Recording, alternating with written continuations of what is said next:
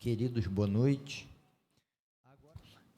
No capítulo 6 de Mateus, a partir do verso 5, nós leremos sobre a oração ensinada por Jesus, dando continuidade ao nosso sermão sobre a série de sermões sobre o Sermão do Monte.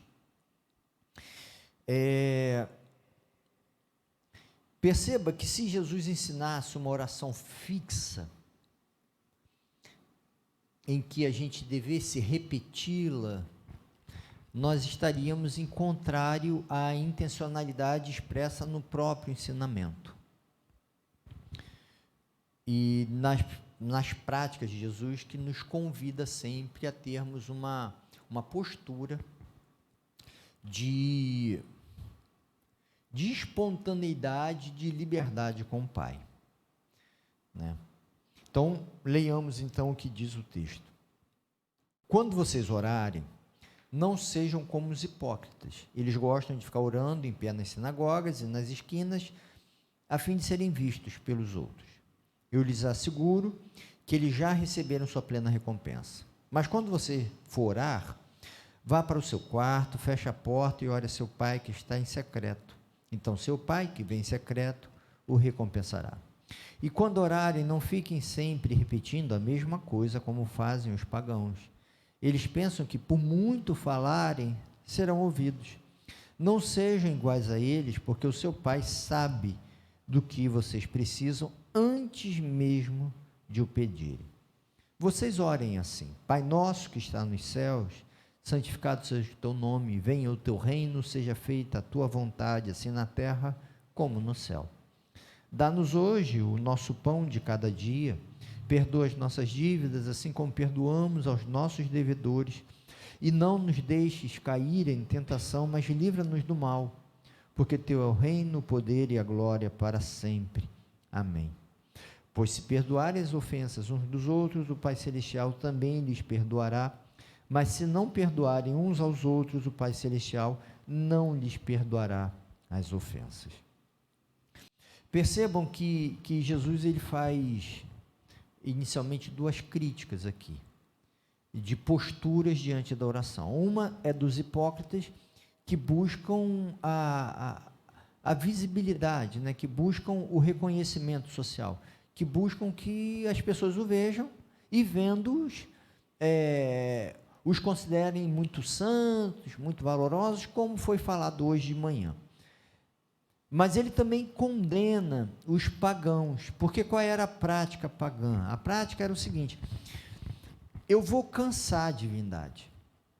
Então, quando fala de repetição, é repetição mesmo, é a mesma palavra o tempo todo, é a mesma frase o tempo todo, repetidamente, exaustivamente pedindo a mesma coisa, falando a mesma coisa, como se fosse possível constranger Deus, seduzir Deus, entende? A crítica de Jesus não é sobre você orar sobre uma determinada questão que lhe aflige durante muito tempo, não é disso que Jesus está falando. Inclusive, em outros lugares, ele fala que é para a gente insistir. O que ele fala aqui é a pretensão de que haja alguma estratégia de seduzir a Deus, de constranger a Deus para ele fazer o que eu quero, como se existisse um modo correto de se orar, e se orando de um modo correto, eu obtenho os resultados, entende? Essa ideia é muito sedutora, porque se isso tiver certo, eu tenho como manipular os poderes divinos. É tudo. Vamos ser honestos. Imagine, ia ser horrível, tá? Mas imagine que você tivesse condições de manipular o poder divino. Primeiro que você não ia estudar para concurso de jeito nenhum. Você ia estar num ótimo emprego. Porque você ia pedir da forma correta, um ótimo emprego. Você também nem precisaria ficar preocupado com envolvimento, de saber com quem vai se envolver amorosamente, que você ia pedir manipulando corretamente, ia chegar alguém legal. E se estivesse vivendo um problema, ia também fazer a mesma coisa. Perceba que é muito tentadora essa ideia. Os pagãos desenvolviam essa ideia de mecanismos de manipulação de Deus.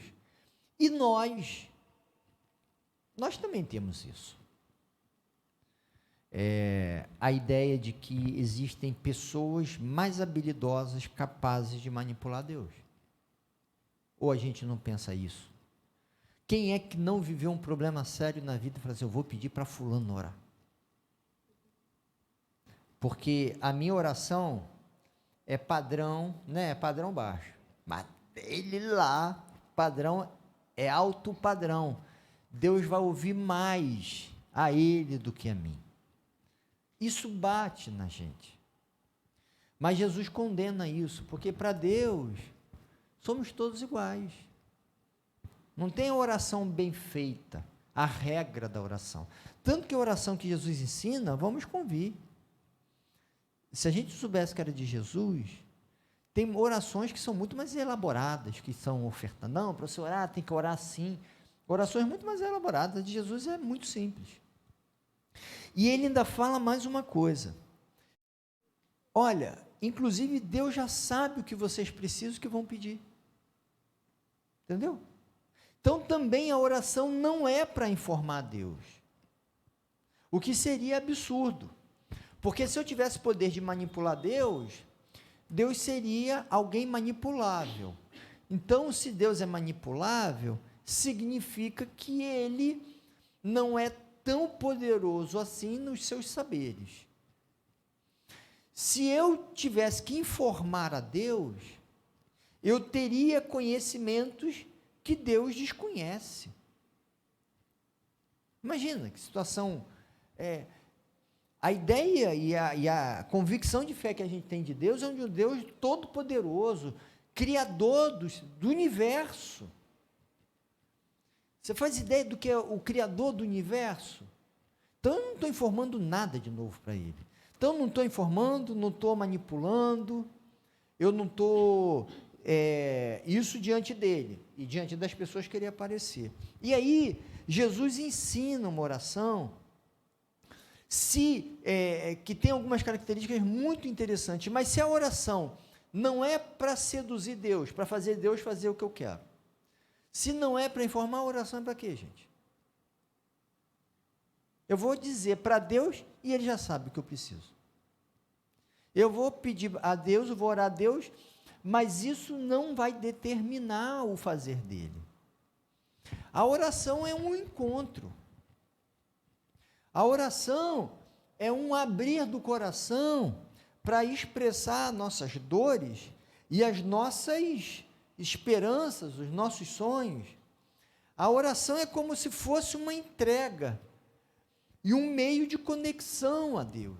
É um reconhecimento que estamos diante do Deus que no encontro nos fortalece, nos consola, que no encontro nos faz abrir mente, que no encontro produz mudanças. Quais mudanças? Eu já não sei. Porque as mudanças que a oração do Tarcísio produz nele é diferente do que as orações que a Maria produz. Por quê? Porque as necessidades são outras, as entregas são outras. Quanto mais a gente se entrega, mais a gente recebe. Entende? Aí tem uma dimensão de fé, lógico que tem. A dimensão de fé de acreditar que Deus está ouvindo, está conectado comigo e eu estou diante de Deus. E esse envolvimento produz, e isso produz a recompensa, né, que Jesus fala nesse momento que ele fala sobre a devoção. Então, a oração é para a gente aprender a essa relação com Deus. É um envolvimento com Ele. De um Deus que é todo soberano, que se agrada da nossa entrega e que se doa nessa entrega.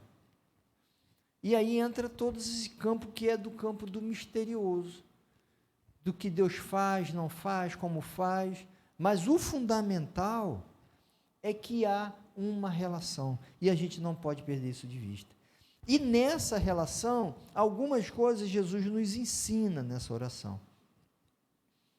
A primeira, e talvez muito incompreendida por mim e por todos nós, acredito eu, é que na oração, a oração é individual, mas com um profundo senso coletivo.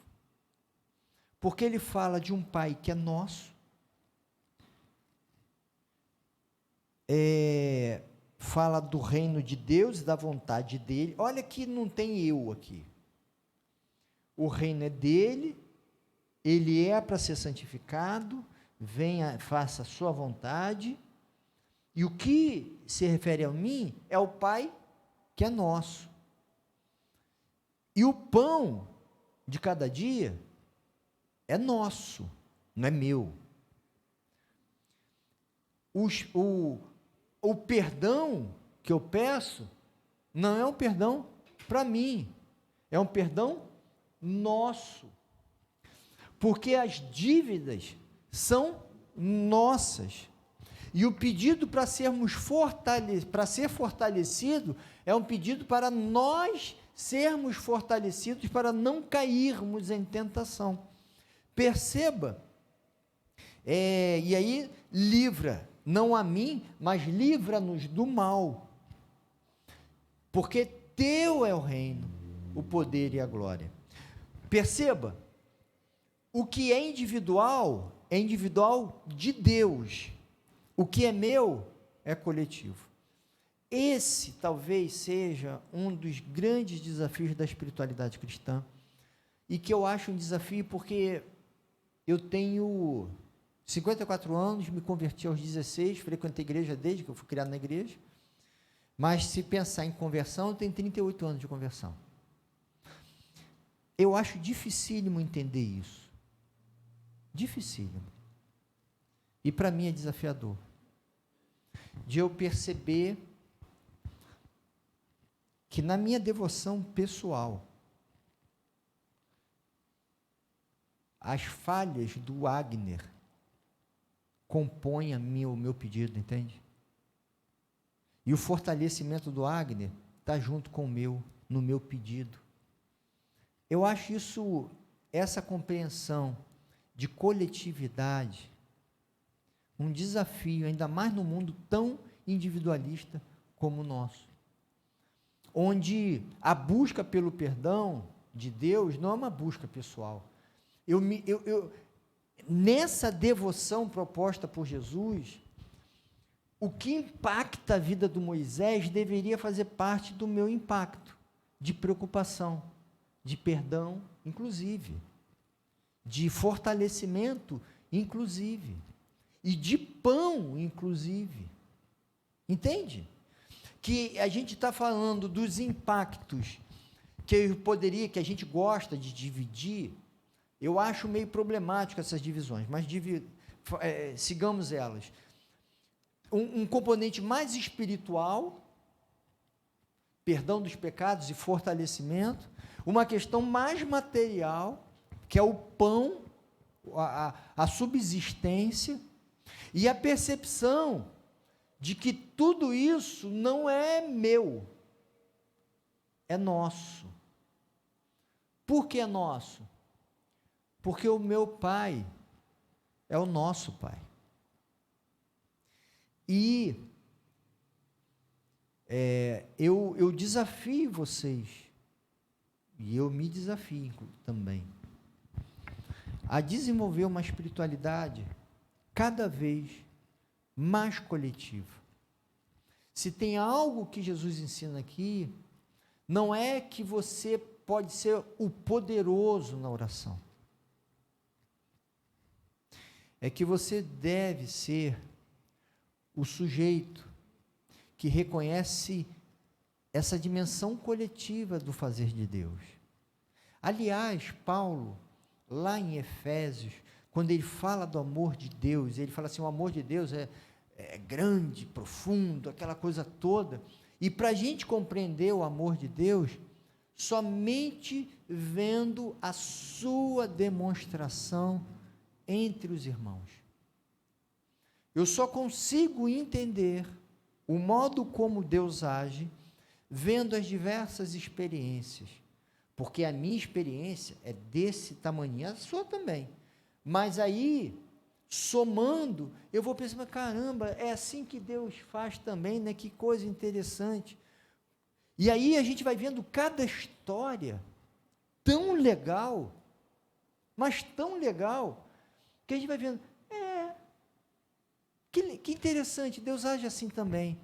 Uau, essa pessoa que estava assim, Deus ajudou a restaurar, que impressionante. A nossa fé, a nossa compreensão de Deus, ela é compreendida coletivamente. E a nossa manifestação de uma espiritualidade profunda, ela também é coletiva. Ela não é individual. O que eu acho dificílimo. Ainda mais num tempo que a gente está meio cansado de gente chata, né? A gente está cansado de investir no outro. A gente está cansado de se doar, de se entregar. Essa é a sensação que eu tenho na fala das diversas pessoas, em sua ampla maioria, não de todas, mas da maioria das pessoas cansada. Essa realidade política que a gente viveu desgastou profundamente a gente, como sociedade, como igreja. A pandemia desgastou a gente como sociedade, como indivíduos, e parece que a gente não quer fazer essa oração de Jesus. É meu Pai que está no céu, me dá meu pão, perdoa meu pecado, me fortalece, cada um que se vire. Parece que é essa oração que a gente quer fazer. Mas a oração que Jesus ensinou não é essa. O Pai é nosso, o pão é nosso, o pecado é nosso, o perdão é nosso, o fortalecimento é nosso. Eu só não sei se Jesus falando isso quis dizer que não existe fortalecimento meu sem fortalecimento do outro. E me parece que sim. Porque a espiritualidade cristã, ela não é individual. Ela é coletiva. Daí a importância da igreja. Porque é uma fé coletiva. Pelo que Jesus nos ensinou. E aí, ele fala algo que para mim, durante muito tempo, foi absolutamente incompreensível, um negócio em que eu achava sempre contraditório. Porque no verso 14 diz assim, olha, se perdoar as ofensas uns dos outros, o Pai Celestial também lhes perdoará. Mas se não perdoarem uns aos outros, o Pai Celestial também não perdoará suas ofensas. Porque na minha cabeça, isso parecia o seguinte, então se eu perdoar, eu mereço perdão. Se eu não perdoar, eu não mereço perdão. Então não é uma graça de Deus, é uma conquista. Eu faço, eu mereço. Eu não faço, eu não mereço. Só que quando a vida vai complexificando, a gente vai vendo que é difícil perdoar as pessoas. Que as pessoas não merecem ser perdoadas. Não todos os erros, mas alguns erros, as pessoas não merecem ser perdoadas. Não merecem. Sejamos honestos, só entre a gente aqui. Não merecem ser perdoadas. E eu espero que você nunca tenha feito algo que você não mereça ser perdoado. Porque tem coisas que são muito horríveis. E aí, como a gente vai perdoar alguém que a gente tem uma repulsa? Quando a gente começa, a gente lembra do que Jesus falou no capítulo 5, a gente começa a perceber que eu sou um sujeito marcado por um mal insuperável, por uma incapacidade de produzir o bem, porque Jesus fala assim, né?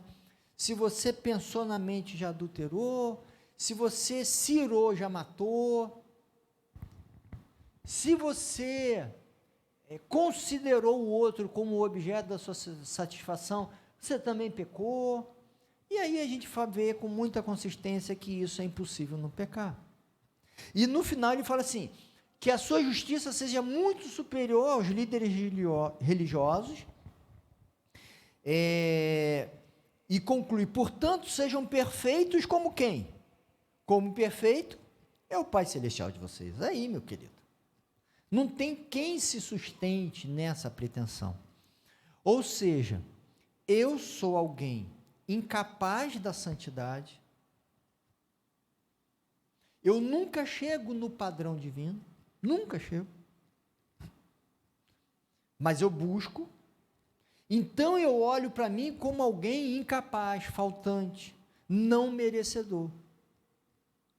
Se eu não tiver isso em mente, isso que Jesus falou do perdão, é alguma coisa que eu tenho o poder para perdoar, e que é uma questão de decisão, vou perdoar, não vou perdoar.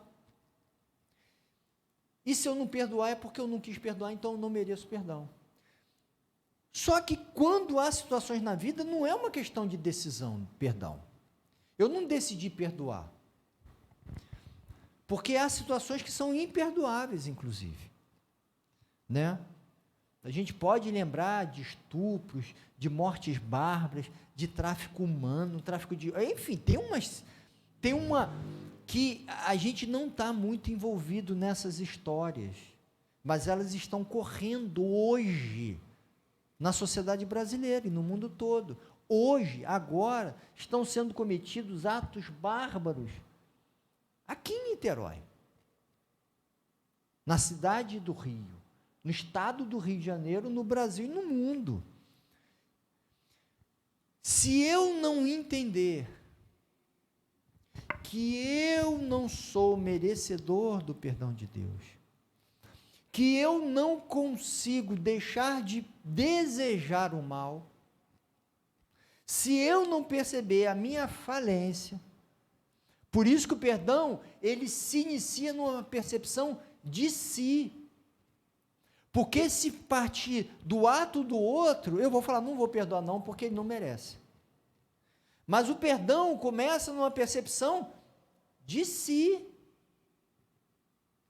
Quando Jesus conta lá em Mateus 18, aquela parábola do sujeito que deve uma fortuna e é perdoado pelo rei e depois ele não perdoa o outro, é essa ideia. Se eu não perceber o tamanho da minha dívida, uma percepção minha, de mim, se eu não tiver dimensão da minha pobreza, da minha falência, da minha dívida, eu não vou perdoar ninguém. Então, o perdão começa numa percepção de si. Daí a importância de tudo que foi dito antes. Perceber que você é ruim também. E deseja o mal. E que, graças a Deus, as circunstâncias não favoreceram para você expressar os seus desejos ruins. Porque se tivesse a oportunidade, se a porta tivesse totalmente aberta, no momento que você desejou o mal e fosse executar o que você desejou, você teria feito muita burrada na vida. Graças a Deus isso não se deu. Mas se você não tiver noção de quem você é, você não consegue perdoar. E também de uma percepção correta sobre o outro. Porque se eu não consigo deixar de desejar o mal, como é que eu vou exigir isso do outro? Às vezes, eu até gosto disso, só para ver a dimensão do que acontece em mim, né? Às vezes, a gente vê filme, tem um sujeito que faz muita coisa ruim.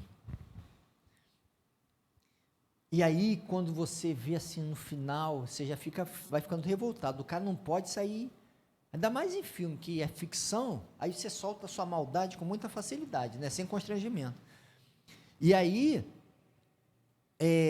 você fala, não, esse cara tem que... Aí, quando começa a ser punido, você quer que ele seja punido devagar. Né? Assim, vingativo. No filme você libera. E aí, aquela coisa assim, aí depois eu fico pensando, meu Deus, é isso que saiu de mim. Isso sai de mim. Eu duvido que não saia de vocês em alguns aspectos. Porque nós somos assim. Entende? Então, se eu não perceber, eu percebendo que eu sou capaz do mal, e também se eu não olhar para o outro e falar assim, poxa, ele merece misericórdia. Porque eu mereço. Merecer é uma palavra forte, né? Merecer não é o fato, ele não merece. Mas seria tão bom que se tivesse uma misericórdia sobre ele. Porque ficar sofrendo assim é horroroso. Se eu estivesse no lugar dele, eu não ia querer sofrer desse jeito. Aí vem a fala de Jesus. Sou eu amar o outro como eu me amo. É eu querer que o outro tenha o bem que eu teria. É desejar a ele o que eu desejo a mim. E eu não gostaria de ser torturado, sofrendo. Entende? Então, eu parto de uma percepção minha, sobre mim, e uma percepção do outro, que é alguém que precisa, que deveria, que seria bom que ele tivesse aquilo que eu tenho. E complementa isso, entendendo que na lógica cristã, o que reina é o quê? É a graça, não é a retribuição. Na aliança formada em Jesus Cristo, o que reina é a graça, não existe a lógica da retribuição. Então, ele não merece perdão, ele não merece se livrar dos sofrimentos, mas tomara que ele se livre, e tomara que ele seja perdoado, porque o que reina é a graça. Se eu não perdoo o outro, significa que alguma coisa nesse processo não se deu em mim. Ou eu tenho uma ideia errada sobre mim, eu me acho muito bom, ou eu acho que o outro, eu não me coloco no lugar do outro, então eu estou longe dessa pretensão cristã de amar o próximo como a mim mesmo, e eu não quero que ele receba o bem que eu recebo, ou eu não entendi o que é graça, que não é uma resposta retributiva, mas você não merece nada, mesmo assim eu te dou. Entende? Portanto, se eu não entrar na dimensão do evangelho proposto por Jesus Cristo, eu não tenho como usufruir do perdão de Deus. Não é uma questão de um Deus punitivo que fala assim, não perdoa, também não vou perdoar. Não é uma questão punitiva, exigindo o que é impossível, não.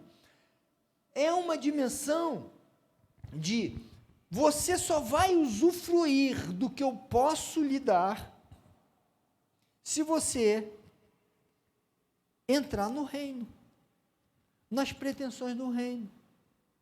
Porque o perdão de Deus liberta a gente. Mas apesar disso, não liberta um monte de gente. Tanto assim que vocês já ouviram, eu espero que não seja o caso de vocês, de pessoas que falam assim, não, já pedi perdão a Deus, mas o problema não é Deus, sou eu que não consigo me perdoar. Não usufruiu do perdão de Deus. Porque alguma coisa nesse processo não foi operado.